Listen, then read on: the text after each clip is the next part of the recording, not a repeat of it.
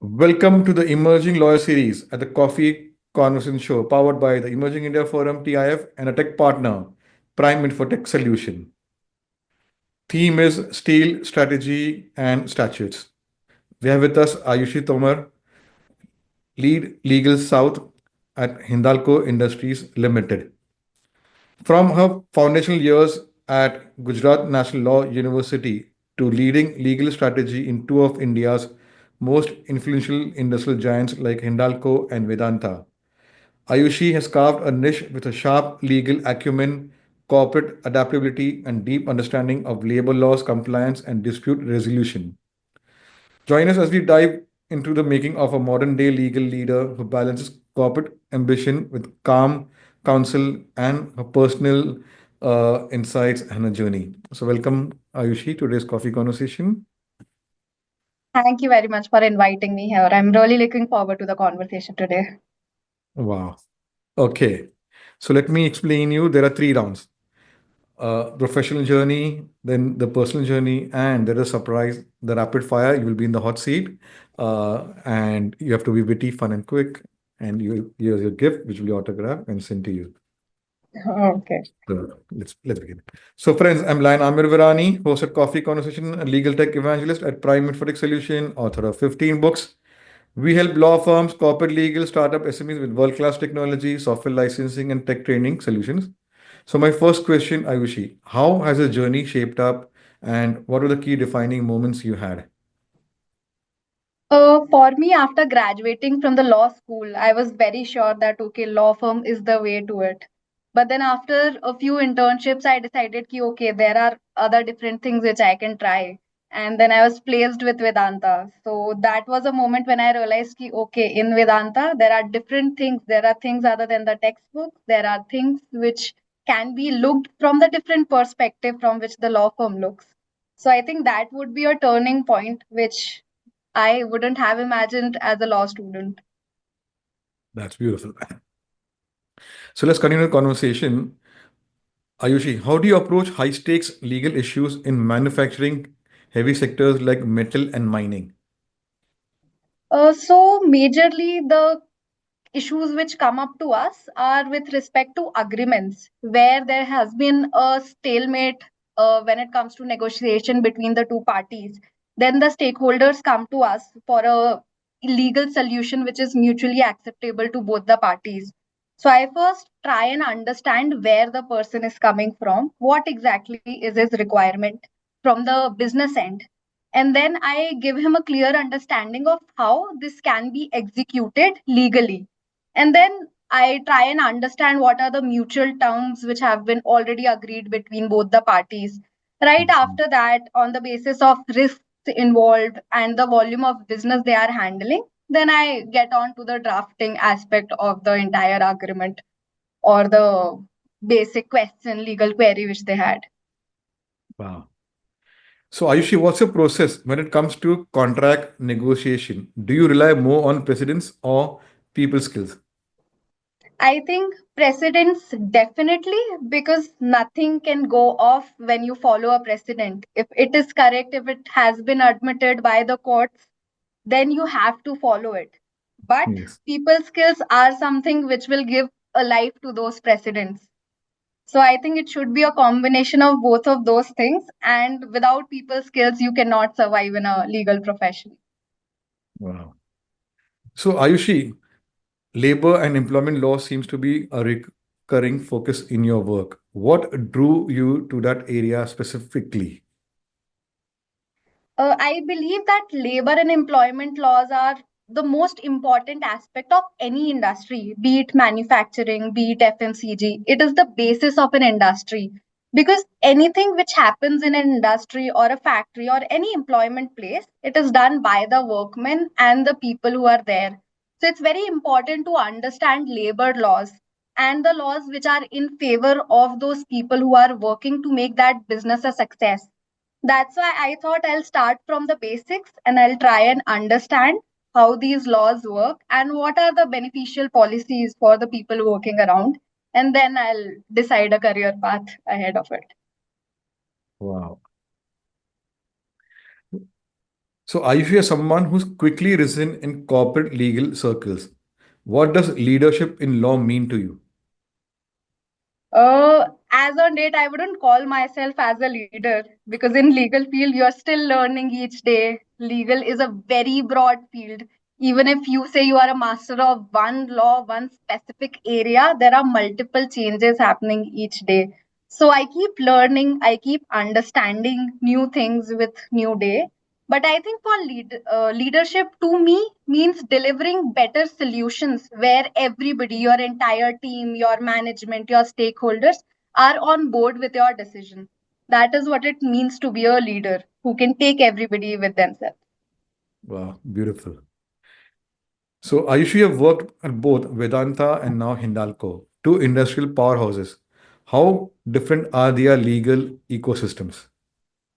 Both are manufacturing sectors. In Vedanta, I was placed at a remote location in their refinery. And while in Hindalco, I am at their corporate office of Bangalore, where I look after four different units. So in Vedanta, the teams were very specific. There is a team of five people at one place. Each person would be looking after one specific area. Let's say there would be one person for compliance, one for contracts, one for litigation. Whereas in Hindalco, it's very different. There's one person for each unit, and he looks after the entire business of that specific unit. So Vedanta is great if you want to be a specialist in a specific unit or a specific area of law, whereas Hindalco would benefit you if you want to be a generalist and if you want to understand things from a broader perspective when it comes to business. Wow. This was a legal ecosystem. My next question, I'm building up the work culture. How different are the work cultures at both the companies? The work culture, I think, moreover, it was same because the tools which we were using there, they were very similar to the tools which we are using here. The structure, the reporting mechanism, I found that both of these are very similar. There's not major change which I've seen in both of these places. Wow. So, Ayushi, who has influenced you from the corporate legal world? I would say my brother, and I have a lot of people in the legal field when it comes to it. In my family, I've always seen that there were multiple people who were attracted towards doing law that graduated from legal background. So my Masi, I would say, she is currently the general counsel of Medanta Hospitals. So I've always seen her uh, talking about these huge businesses, talking about the huge challenges which she faced in her everyday career and the things which she was managing. So I thought, yes, this sounds challenging and exciting, and this is something which I should follow. Wow. So, uh, good thing, uh, someone like Amasi, so you can, you must be having long discussions whenever you are facing some challenge, and in the family, it's better to connect and receive guidance. That's good. So, Ayush, how you do balance long hours, constant legal firefighting, and staying updated with the evolving legal, technology, legal ecosystem? I think long hours are something in law which everybody gets used to. When you spend multiple years, you get used to and you actually get to know things when they are urgent, when something is to be done, and when not, or when there's a just an urgency which is being created by the stakeholders.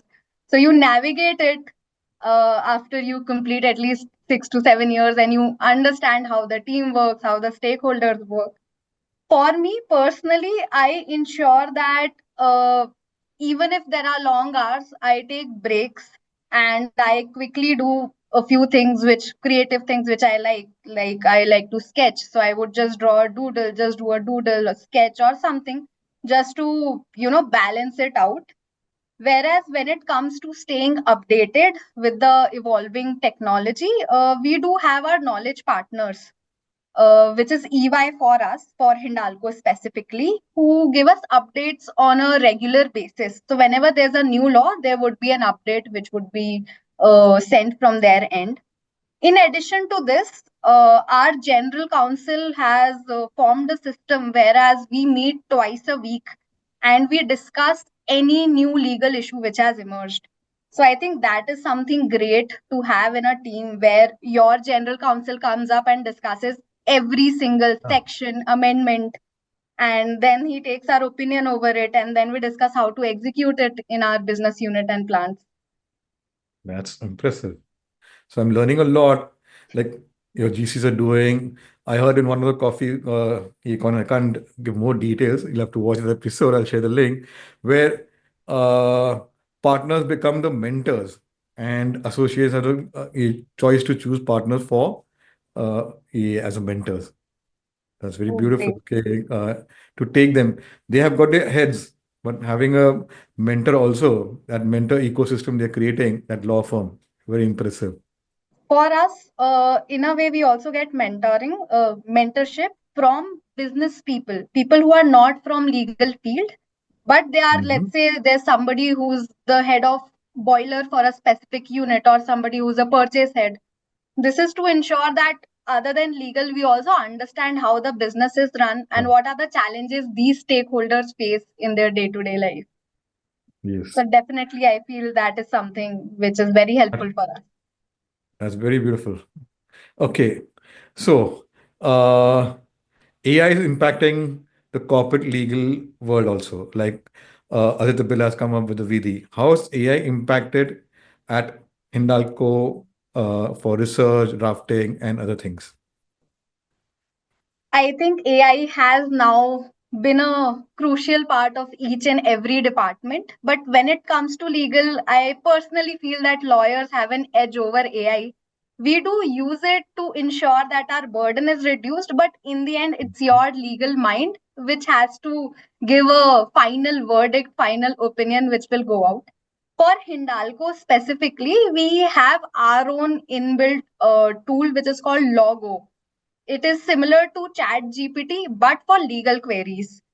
So we Mhm. have ensured that each stakeholder knows about this portal and they know how to use it. So we are trying to incorporate all our compliances and litigation notices on this tool so that this tool can then analyze and give us a proper report. And we do not have to sit for hours making those Excel and then coming to a solution. So I think that would be something which will come up in a year or two and would be very helpful when it comes to reducing the time, the documentation aspect of legal jobs. That's wonderful. So, Ayushi, if you could implement one systemic change in how in-house teams operate in India, what would it be? Currently, I believe that people come to legal teams only when they reach a point of stalemate, only when a negotiation does not result into an agreement, only then they come to legal. But I believe if the legal team is involved in commercial discussions from the very beginning, the flow of discussion could be smoother, and there itself the inputs can be taken and solutions can be come up with. So that is one thing which I would want in any team, that legal should be involved from the very beginning in each and every commercial discussion, probably when it's a high stake value or probably when it's a cross boundary transaction. Then from the very beginning, if we do it, we'll also ensure that the agreement is closed in a very short span of time. Wow. So, my last question will be for your professional journey on what's one underrated legal skill that you think more young lawyers should focus on mastering? For me, it would be empathy, because that is when you actually understand where the other person is coming to you from and what he exactly wants. For a legal professional, everything is black and white. Answer is either yes or no. But in that case, I don't believe that you can actually help people out there. But if you understand what they want and how they've been feeling, or why have they come up with this requirement, then you can definitely make bigger changes, staying in a legal function, which is considered to be a support function. So I think that should be one of those soft skills which each lawyer should have. Oh, beautiful. So I'm learning a lot. Like we had asked a question on emotional intelligence in negotiation. Beautifully answered. You should watch this episode of Anirudh Gambhir. He's working at apna ye camp Srila Mushal Das. Oh, So a lot of questions, and his was also first interview, and he shared about the mentoring. okay, So I'll definitely watch it. yeah. So I'm also learning him. That's good. Empathy, emotional intelligence is very much needed. This soft skills, acumen is needed, but soft skills are more in needed when you want to progress in the career. That's good. So look, let's go to the next round, Ayushi, and understand you as a person. Tell us about your family and formative years, which in brief parts you have already told, but now concise it. I've born and been brought up in Bhopal, which is a nice, small, peaceful place full of greenery. And my entire schooling was done there. In those years, I always believed and thought that this is the place where I'll spend my entire life and I would want to be there.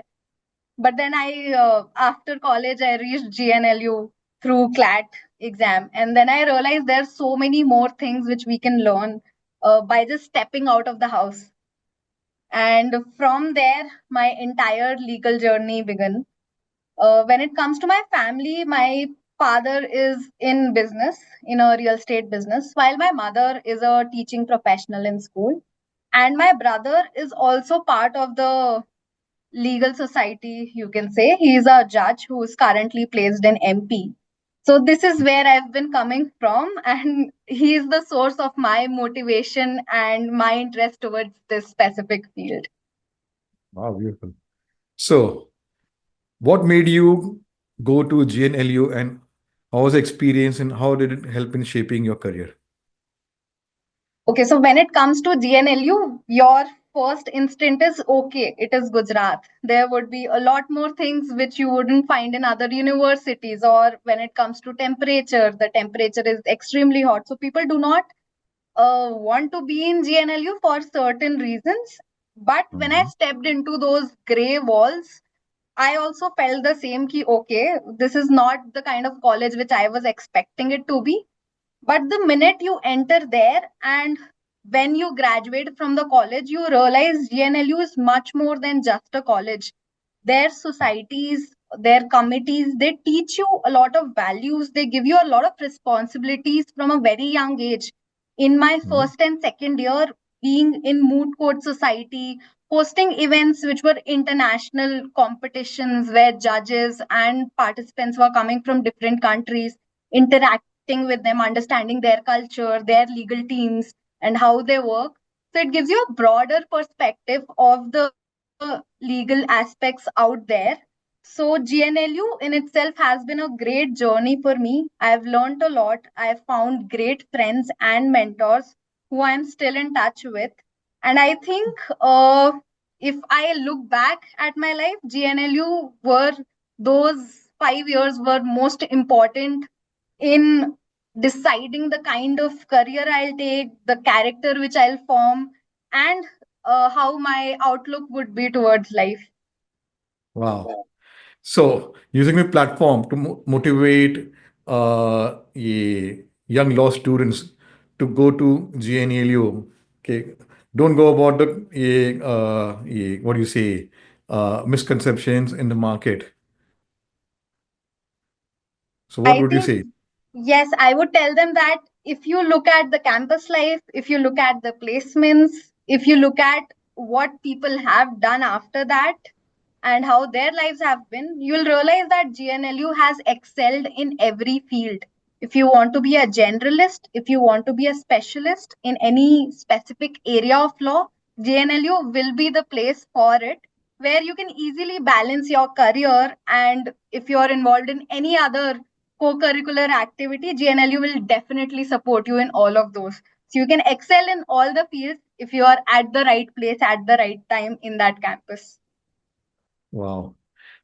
So, thank you for that. Means we want young law students to explore JNLU, and we have also done coffee with a couple of what do you say lawyers from GNLU in-house also. And we have also done with Professor Tarun, who teaches sports law. Yes, yes. Yeah. So you also shared what you have said. Okay, what GNL all about. So that's why I wanted, okay, go to GNLU. People are going to Definitely. Jinda, NLU, and uh, GNLU may be NLU here. Definitely. Yes. And Okay. again, Tarun sir is a live example of it, of being a professor and following your passion for football in a Yeah. university. Yeah. And he got referred by one of our coffee speakers, Swati Bhojraj, who herself is a sports person, a lawyer from ex Infosys, and now in uh, Spain promoting sports to technology. So she's still in touch with Professor Tarun, and she has also referred to many sports lawyers. So yeah.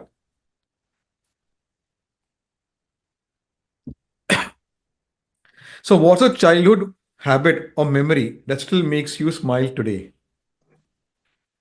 I have spent my entire childhood being around animals. I'm very fond of animals. I'm very fond of fostering them, giving them medical aid. So I've always been around animals because my parents specifically never wanted me to have a pet in the house.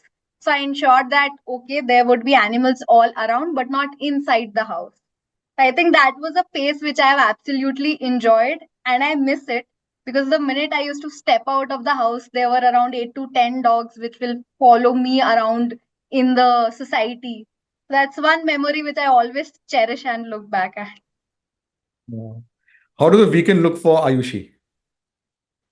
It's a mix, depends on whether I would want to step out or not. If I'm stepping out, then definitely it would be a sports activity sort of weekend where I can probably go for go karting or to play badminton, tennis, or just to normally go for a run.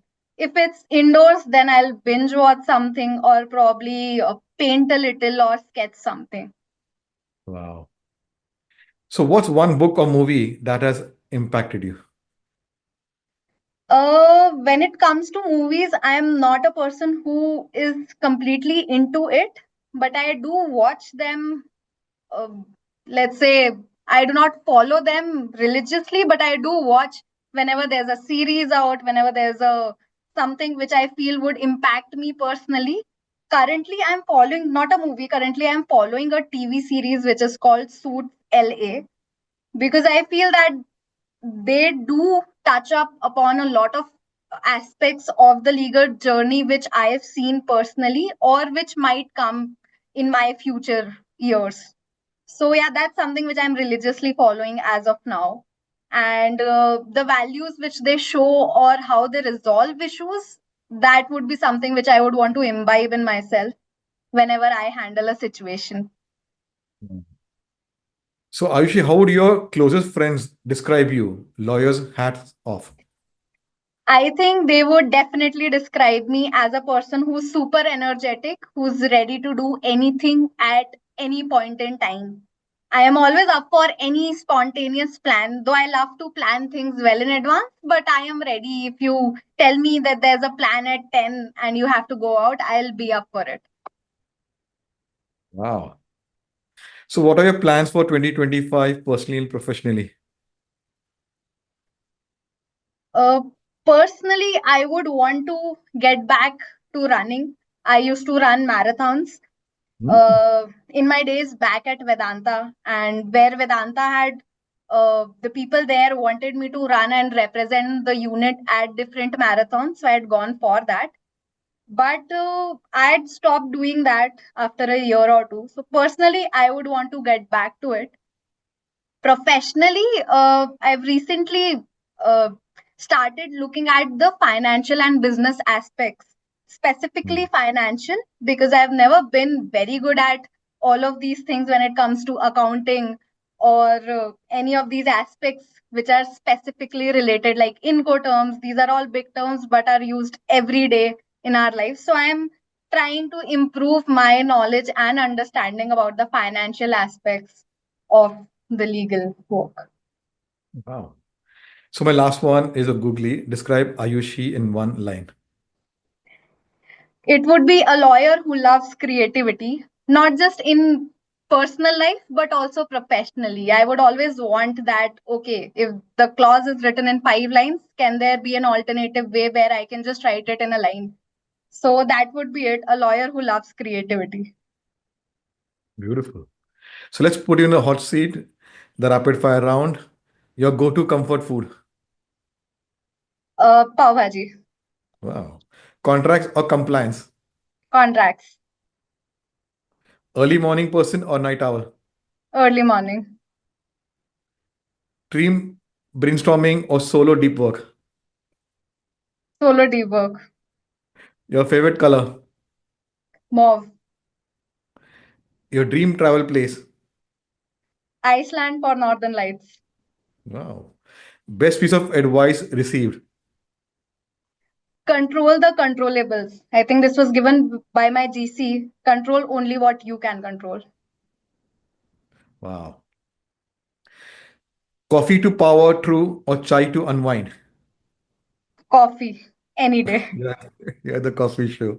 So let's raise. Hmm. So you did well, and here's your book, which will be autographed and sent to you. So, Thank friends, it you. was a lovely conversation with Ayushi Tomar and her line. She's a lawyer with a creative side. So, yes, making a 5 lines into one line of a contract is needs creative, and she does paintings, then sports, then we uh, ye- wish her she again goes into being a marathon and represents Hindalco. Not only Hindalco, but there are NGOs. You can pick up any NGO like Standard Chartered Marathon does. You can NGO of your choice cause and contribute. So this is what our coffee speakers bring to the table. So all those young legal professionals who want to enter in-house, especially the manufacturing, watch this episode where Ayushi has shared her insights and using AI and drafting 5 lines into one line. So many things and being empathic, soft skills. So subscribe to the Coffee Con Show where 450 coffee speakers share their insights, professional, personal. And if you want to be invited like Ayushi, visit our LinkedIn page or website, the Emerging India Forum, or connect with our 450 coffee speakers. They will put in a word and invite you to have coffee conversation. So take care. Thank you. Thank you very much for having me here.